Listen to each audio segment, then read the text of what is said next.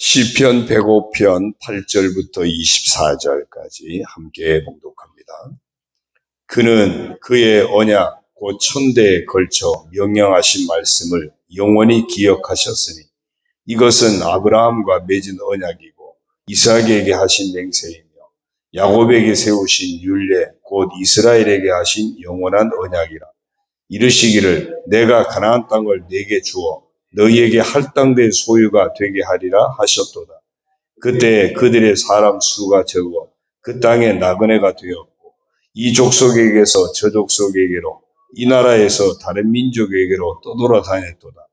그러나 그는 사람이 그들을 억압하는 것을 용납하지 아니하시고 그들로 말미암아 왕들을 꾸짖어 이르시기를 나의 기름 부은 자를 손대지 말며 나의 선지자들을 해하지 말라 하셨도다. 그가 또 그 땅에 기근이 들게 하사 그들이 의지하고 있는 양식을 다 끊으셨도다. 그가 한 사람을 앞서 보내셨으며 요셉이 종으로 팔렸도다. 그의 발은 착고를 차고 그의 몸은 쇠사슬에 매였으니 곧 여호와의 말씀이 응할 때까지라. 그의 말씀이 그를 단련하였도다. 왕이 사람을 보내어 그를 석방하며 뭇 백성의 통치자가 그를 자유롭게 하였도다. 그를 그의 집의 주관자로 삼아 그의 모든 소유를 관리하게 하고 그의 뜻대로 모든 신하를 다스리며 그의 지혜로 장로들을 교훈하게 하였도다. 이에 이스라엘이 애굽에 들어가며 야곱이 함의 땅에 나그네가 되었도다. 여호와께서 자기의 백성을 크게 번성하게 하사 그의 대적들보다 강하게 하셨으며. 아멘. 할렐루야. 오늘도 주님과 함께 하시는 복된 하루가 되시길 주님의 이름으로 축원합니다. 오늘 정체성 선포 성경 읽기는 역대상 23장에서부터 25장인데요. 그 중에 23장에 보면은 다윗이 이제 늙어서 죽기 전에 왕을 솔로몬을 왕으로 세우고 또 특별히 레위 지파를 구별해서 하나님의 성전을 이렇게 섬기게끔 구별해서 세우게 됩니다. 그래서 구별된 이 레위 자손들이 아침과 저녁마다 하나님 앞에 감사하고 찬송하는 그 일을 매일매일 잘 감당하는 그런 모습을 보게 됩니다. 오늘 그 말씀 보면서 우리도 이랬으면 좋겠다 싶습니다. 한번 따라하겠습니다. 나는 매일매일 하나님 앞에서 찬송과 헌신의 삶을 살아가는 사람이다. 매일매일 하나님 앞에서 찬송하는 삶, 헌신하는 삶을 우리가 잘 감당하기를 소원합니다. 오늘 말씀 우리가 지난번에 고난주간 전에 105편 1절부터 7절까지 보았습니다. 보면서 구원받은 백성이 해야 할 일이 뭘까를 찾아보았는데 오늘 이 말씀 속에서는 바로 이스라엘에게 하신 하나님의 영원한 언약을 다시 한번 되짚어 보려고 합니다. 8절부터 10절까지를 먼저 보면요. 그는 그의 언약 곧 천대에 걸쳐 명령하신 말씀을 영원히 기억하셨으니 하나님은 하나님이 하신 약속의 말씀 또 명령하신 말씀을 하나님은 늘 기억하시는 분이십니다. 하나님은 인생이 아니시기 때문에 시건치 않으신다. 또 인자가 아니시기 때문에 후회가 없으시다. 하나님께서 하신 말씀하신 말을 반드시 행하시고 또 반드시 실행하신다. 민수기서에서 말씀하고 있는 것을 보거든요. 하나님은 우리 인생이랑 다르신 분입니다. 그래서 하나님 말씀하셨으면 언약을 하셨으면 반드시 지키시는 분이시다. 그래서 그것을 강조하기 위해서 천대에 걸쳐서 그러니까 영원히 기억하시겠다 말씀하셨는데 이제 그 언약이 하나님 백성을 향한 언약인데 이것은 아브라함과 맺은 언약이고 아브라함을 하나님 부르셨죠. 너는 너의 고향 친척 아비 집을 떠나 내가 네게 지시할 땅으로 가라. 그러면 너는 복이 될지라.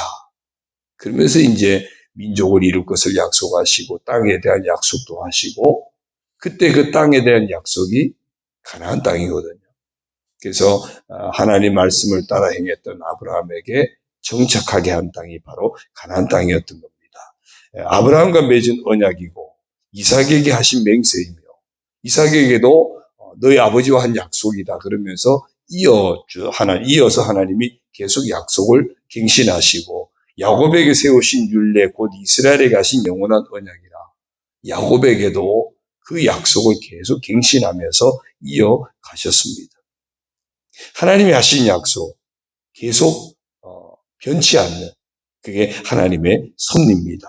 그러면서 11절에 보니까 이르시기를 내가 가나안 땅을 네게 주어 너희에게 할당된 소유가 되게 하리라 하셨도다. 가나안 땅을 하나님이 구체적으로 약속을 하셨던 겁니다. 그 역대상 16장 15절 이하에 보면은 이런 말씀이 있습니다. 이제 그 다윗의 고백 가운데 나오는데요. 이것은 아브라함에게 하신 언약이며 이삭에게 하신 맹세이며 이는 야곱에게 세우신 율례 곧 이스라엘에게 하신 영원한 언약이라. 이르시기를 내가 가나안 땅을 네게 주어 너희 기업의 지경이 되게 하리라 하셨도다. 다윗의 고백을 이 시편 기자가 그대로 다시 또 고백을 다시 하고 있는 겁니다. 하나님이 주신 그 약속의 땅 가나안, 하나님이 그 언약을 잊지 않고 계시다라고 말씀해요. 그런데 소수 아니었습니까? 12절에 보니까 그때 그들의 사람 수가 적어 그 땅에 나그네가 되었고 아브라함 같은 경우는 그 하란에서 하나님 말씀에 순종해서 떠날 때가 75세거든요. 75라는 영적인 의미가 있다 그랬습니다. 이제부터 나는 하나님만 바라보는 존재가 되겠습니다. 그 전까지는 갈대아 우르에서 살 때나 하란에서 살 때나 우상의 지배 속에 있었다면 이제 하나님 말씀을 따라 가나안 땅으로 오면서 나는 이제부터는 하나님만 바라보는 존재가 되겠습니다. 그 75세라고 하는 75의 영적인 의미가 그런 겁니다. 그러니까 아브라함이 이제부터 하나님만 바라보는 존재가 되겠습니다라고 결단하고 떠났는데 그럼에도 사실은 아브라함과 사라 두 사람인 거죠. 다른 식솔들은 아직까지 약속의 민족이 아니잖아요. 그리고 25년이 지난 100세에 겨우 이삭 한 명 얻은 거고. 그러니까 이 아브라함이 가족이 다른 식솔들이 있지만 아주 소수입니다. 소수니까 어디를 가든지 약자죠. 어디를 가든지 움츠릴 수밖에 없습니다. 주변에 여러 가지 늘 경계를 할 수밖에 없습니다. 그래서 내가 가나안 땅을 주겠다, 살 땅은 소유가 되겠다고 했지만 그들의 사람 수가 적어서 그 땅에 나그네가 되었고 이 족속에게서 저 족속에게로 이 나라에서 다른 민족에게로 떠돌아다녔도다. 그래서 계속 눈치 보고 살게 되죠. 눈치 보고 살게 되고 가무니까 또 애굽으로 들어가기도 하고 또 하나님이 살려주셨지만 또 블레셋 지역으로 들어가기도 하고 뭐 이러면서 어떤 생활 형편에 따라서 계속 눈치 보면서 살 수밖에 없는 그런 상황이었습니다. 그런데 놀라운 은혜가 있습니다. 14절에 보니까요. 그러나 그는 사람이 그들을 억압하는 것을 용납하지 아니하시고 그는 하나님입니다. 하나님은 사람이 그들을 아브라함의 후손들을 억압하는 것을 용납하지 아니하시고 그들로 말미암아 왕들을 꾸짖어 이르시기를 나의 기름 부은 자를 손대지 말며 나의 선지자를 해하지 말라 하셨도다. 아브라함이 아내 사라를 누이라고 한 것이 두 번씩이나 있잖아요. 그런데 그때마다 하나님이 계속 막아주셨잖아요. 이삭도 그런 위기에 처했는데 그때도 하나님이 막아주셨어요. 또 아비멜렉과 우물 그 다툼이 있을 때도 그때도 하나님이 이삭의 손을 들어주셨어요. 야곱이 외삼촌 집에 가서 어려움을 겪지만 거기서도 야곱의 손을 들어주세요. 형 에서와 사이에서 갈등이 있었지만 야곱의 손을 들어주시고 세겜 족속과의 그런 그 갈등 때문에 어려움을 겪을 때도 하나님이 피할 길을 주시고 또 야곱의 손을 들어주시고 왜요? 택한 백성이기 때문에 그런 거예요. 하나님이 구별한, 하나님의 구원 역사를 위해서 빼낸 그런 구별한 백성이기 때문에 그렇습니다. 지금도 하나님의 구원 역사는 계속되고 있습니다. 그 하나님의 구원 역사 가운데 오늘 우리들이 부름받았고 하나님의 사람으로 구별된 줄로 믿습니다. 그래서 구별된 하나님의 백성들은 하나님이 보호하신다는 겁니다. 때로 고난 가운데 처할 수 있고 역경 가운데 처할 수 있지만 그 가운데 하나님의 백성은 하나님이 늘 기억하시고 합력하여 선이 되게 하시는 은혜를 베푸시는 줄로 믿습니다. 감당하지 못할 시험당함을 허락지 아니하시고 시험당할 때 피할 길을 주시고 능히 감당하게 하실 줄로 믿습니다. 여러 가지 시련조차도 하나님 앞에 온전하고 구비하여 조금도 부족함이 없게 서게 하시는 축복의 기회로 승화되게 할 줄로 믿습니다. 그게 하나님 백성에게 주신 은혜였습니다. 계속해서요. 16절이요. 그가 또 그 땅에 기근이 들게 하사 그들이 의지하고 있는 양식을 다 끊으셨도다. 그가 한 사람을 앞서 보내셨으며 요셉이 종으로 팔렸도다. 요셉이 형들로 인해서 종으로 애굽에 팔려가고 갔던 것이 어떤 이유죠? 나중에 보니까 큰 가뭄이 들었을 때 야곱의 가족들을 애굽에서 살게 하는 하나님의 섭리예요.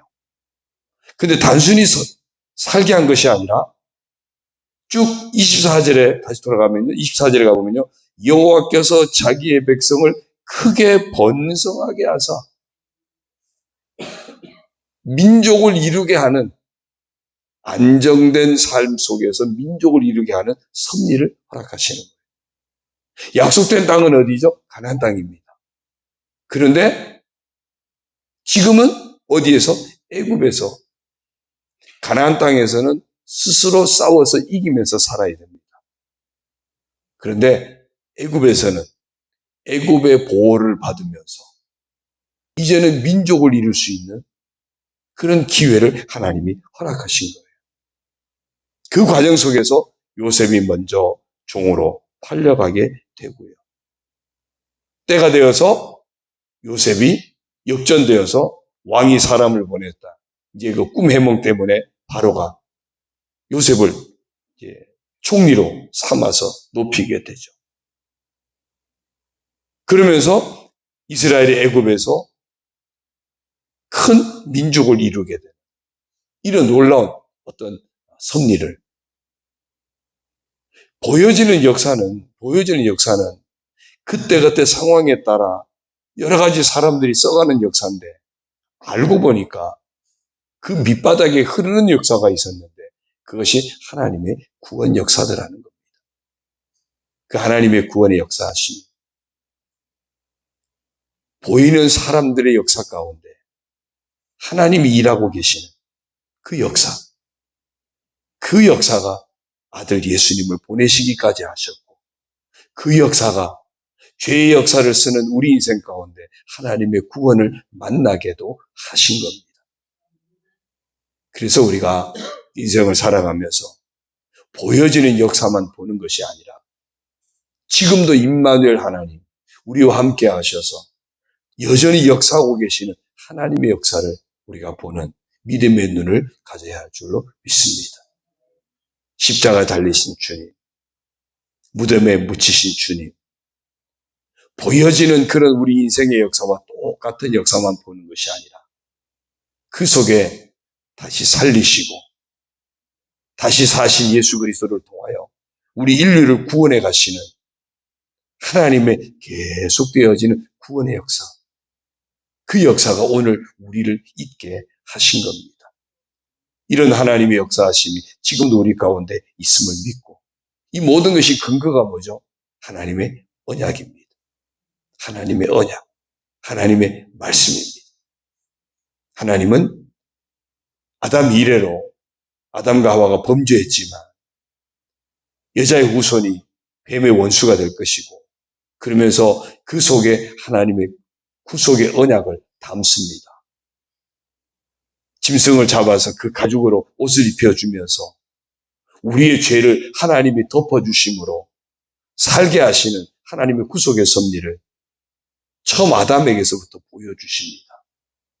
그 하나님의 언약을 이루시기 위해서 계속 하나님이 일하시고 그 과정 속에 아브라함을 택하셨고 아브라함을 통해서 이제 가나안에서 민족을 이루게 하시고 그 민족 가운데 그 민족의 후손 가운데 구세주가 메시아가 태어나게 하시고 그 메시아를 통해서 우리를 구원받게 하시는 계속 흐르는 하나님의 구원의 역사.